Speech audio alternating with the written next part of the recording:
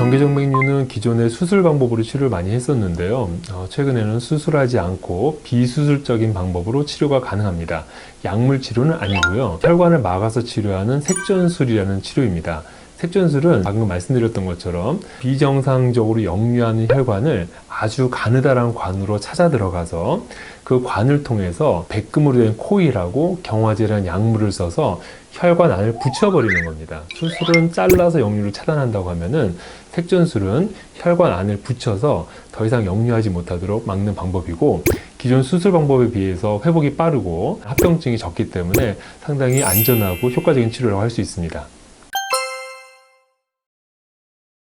청소년기에 정개정맥류가 있을 경우에 반드시 치료를 해야 되는 것은 아닙니다. 하지만 청소년기부터 심해서 이제 3기 정도가 됐다든가 양측 고환을 체크했는데 고환 부피 차이가 한 15에서 20% 이상 부피 감소, 그러니까 위축이 되어 있던 경우는 치료를 받는 게 좋습니다. 자, 그런데 이 경우에 수술할 거냐 색전술할 거냐 이제 고민이 많이 되겠는데, 아무래도 수술을 하게 되면 전신 마취를 해서 수술하는 경우가 많고 전신 마취에 대한 위험성이 높기 때문에 수술을 좀 꺼려하는 경우가 있습니다. 그러나 색전술의 경우는 이런 전신 마취가 없고 국소 마취만으로 시행하게 되고 훨씬 더 안전하기 때문에 청소년기에도 색전술 치료는 가능합니다. 단지 방사선을 쬐다는 부분에 대해서 우려하고 계신 분들이 계시지만 그 방사선 양도 상당히 소량이기 때문에 청소년기에 받는다 하더라도 크게 문제되지는 않겠습니다. 수술이나 색전술이나 치료 효과는 거의 비슷하다고 보시면 됩니다. 물론 각 방법에 따라서 경험이 얼마나 많은 분야에 따라 그런 차이가 있지만 제대로 잘 되었다는 전제하에서는 치료의 결과는 차이가 없습니다. 수술 같은 경우도 현미경으로 보냐 맨눈으로 보냐에 따른 차이가 있는데요. 수술에서의 현미경 쪽 수술과 색전술 치료 두 치료 가운데서는 재발률은 두 개는 큰 차이는 없습니다. 하지만 수술 방법에 따라서는 재발률의 차이가 보고되고 있는데요.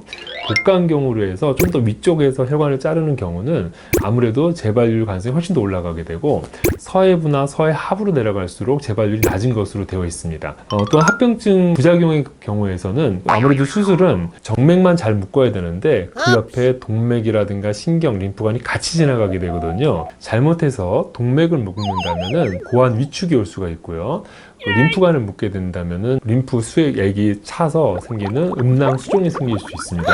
이게 가장 대표적인 수술에서의 합병증이고요. 그렇지만 색전술의 경우는 정맥 안으로 들어가서 혈관을 막아버리기 때문에 정맥 바깥에 있는 동맥이나 신경, 림프관을 절대 건들 수가 없습니다. 그래서 수술로 생기는 합병증이 생기지는 않습니다.